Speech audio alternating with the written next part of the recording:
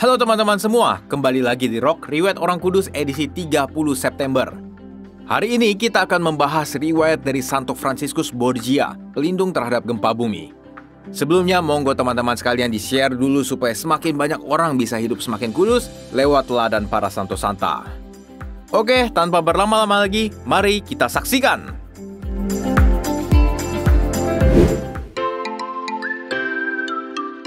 Cerita bermula tanggal 28 Oktober 1510 di Spanyol. Lahirlah seorang anak laki-laki bernama Fransiskus Borgia. Nah, waktu itu posisinya, ia menjadi seorang anak Adipati Gandia atau Duke of Gandia kalau dalam bahasa Inggrisnya. Buat teman-teman yang bingung, apa sih Adipati itu? Jadi waktu itu ada namanya Kerajaan Valencia. Nah, di bawah Kerajaan Valencia ini ada namanya Kadipaten Gandia atau Duchy of Gandia. Dan pemimpinnya ini namanya Duke atau Adipati tadi, guys. Jadi secara teknis, Fransiskus adalah seorang bangsawan di masa itu ya guys. Dia juga adalah cicit dari Paus Alexander ke-6. Lah, gak salah. Kok Paus punya anak? Iya betul guys, jadi zaman dulu memang pastor atau imam non-biarawan termasuk uskup dan Paus itu boleh dari orang yang sudah menikah guys. Mungkin agak bingung ya, karena kita sekarang terbiasanya kan tahu kalau para romo dan uskup itu nggak boleh menikah. Tapi memang dari dulu sebenarnya boleh guys, dari orang yang sudah menikah. Contohnya seperti Rasul Petrus. Beliau sudah menikah loh guys saat dipanggil Yesus menjadi muridnya. Bahkan di Gereja Katolik Timur sampai sekarang ini, orang yang sudah menikah boleh menjadi pastor. Eits, tapi kalau misalkan seorang romo yang belum menikah, tapi mau menikah, itu nggak boleh ya guys. Nah, kalau Gereja Katolik Roma sendiri, semua diakon, imam, uskup, dan paus, nggak ada yang menikah guys. Semua hidup selibat sekarang.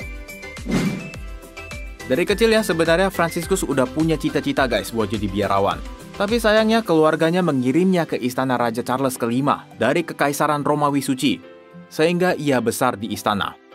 Ia kemudian menjadi keluarga kerajaan dan suka mendampingi raja dalam berbagai kesempatan, sehingga perlahan cita-citanya itu mulai pudar. Di bulan September 1526, Fransiskus menikah dengan seorang bangsawan Portugis bernama Leonor de Castro Melo y Meneses dan dikaruniai 8 orang anak. Karir Fransiskus kemudian melonjak di tahun 1539 ketika ia dinobatkan sebagai Viceroy of Catalonia atau Raja Muda Catalonia. Di tengah banyak kesempatan untuk memperkaya diri sendiri, dia tetap mengutamakan keutamaan hidup Kristiani guys.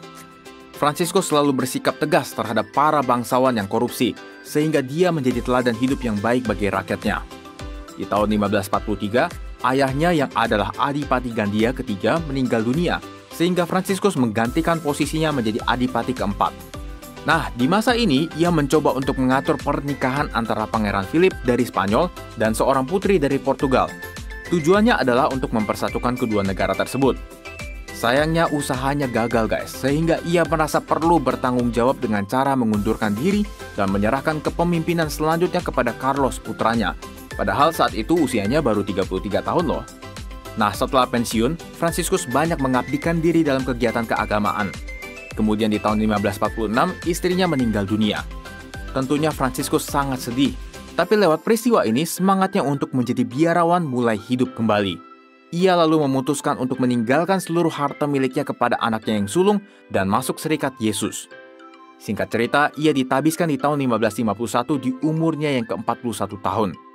Walau pernah menjadi seorang raja atau adipati, Fransiskus terkenal dengan gaya hidupnya yang sederhana dan gak segan loh melakukan pekerjaan kasar. Bahkan ia juga melakukan pelayanan-pelayanan kepada orang-orang miskin dan sakit guys. Teladan-teladannya ini membawa banyak pemuda dari golongan bangsawan untuk hidup dengan bergaul religius. Pelayanannya yang luar biasa ini juga membuat Paus Julius III ingin mengangkatnya menjadi seorang kardinal. Tapi dengan rendah hati, ia menolaknya karena merasa nggak layak atas jabatan mulia itu guys. Sehingga dengan sepengetahuan atasannya, Santo Ignatius Loyola, Romo Fransiskus meninggalkan kota Roma ke Basque, Spanyol. Di sini ia merasa senang dapat menghabiskan waktu dalam keheningan dan doa. Tapi nggak lama kemudian, Romo Fransiskus justru mendapat tugas baru sebagai Komisaris Jenderal SJ di Spanyol tahun 1554. 2 tahun kemudian, dia diberi kepercayaan untuk mengelola karya misionaris SJ di Hindia Timur dan Barat. Dan di tahun 1565, ia menjadi Superior Jenderal SJ yang ketiga setelah Romo Diego Lainez SJ meninggal dunia. Sebagai pemimpin Serikat Yesus seluruh dunia, ia bercita-cita untuk semakin memperluas wilayah pelayanan SJ Dan ini terlaksana dengan diutusnya misionaris SJ ke Polandia, Meksiko, Peru, dan Brasilia. Ia juga mengusahakan terbentuknya sebuah perguruan tinggi bernama Collegium Romanum, yang sekarang menjadi Universitas Gregoriana di Roma. Franciscus Borgia kemudian tutup usia tanggal 30 September 1572 karena sakit. Jenazahnya kemudian dimakamkan di Madrid, Spanyol. Ia dibeatifikasi oleh Paus Gregorius ke-15 tanggal 23 Oktober 1624 dan dikanonisasi oleh Paus Clemens ke-10 tanggal 20 Juni 1670. Nah teman-teman, kita bisa belajar nih tentang kegagalan dari Santo Franciscus Borgia. Karirnya waktu masih menjadi awam sangat gemilang, sampai akhirnya ia merasa gagal dalam melakukan perjodohan. Mungkin kedengarannya agak aneh ya, orang perjodohan doang gagal kenapa sih? Wajar guys, karena kita hidup di zaman yang udah hampir nggak kenal lagi namanya perjodohan. Tapi di masa itu, perjodohan sangat lazim dan ada berbagai makna di belakangnya. Bisa mendamaikan kedua keluarga, atau bahkan dalam kasusnya Santo Franciscus ini, menyatukan kedua negara. Jadi niatnya bukan kaleng-kaleng guys. Nah, tapi di tengah kegagalannya ini, dia introspeksi diri guys, dan gak nyalahin orang lain. Bahkan dia merasa bertanggung jawab penuh dengan mengundurkan diri. Ternyata kegagalan ini membuatnya menemukan suatu hidup yang jauh lebih bahagia guys, daripada saat dia menjadi pemimpin negara. Teman-teman, mungkin kita juga sering gagal, tapi apakah kita udah introspeksi diri apa yang salah dari kita? Atau kita justru malah melampiaskan kekecewaan kita ke orang lain? Mungkin lewat kegagalan yang kita terima, ada sesuatu yang lebih besar lagi yang Tuhan sediakan buat kita guys. Tinggal kita mau atau enggak aja memperbaiki kesalahan kita itu. Oke teman-teman, itulah riwayat dari Santo Franciscus Borgia. Semoga bermanfaat ya untuk teman-teman semua. Terima kasih sudah menonton dan sampai jumpa di Rock edisi selanjutnya. 再见!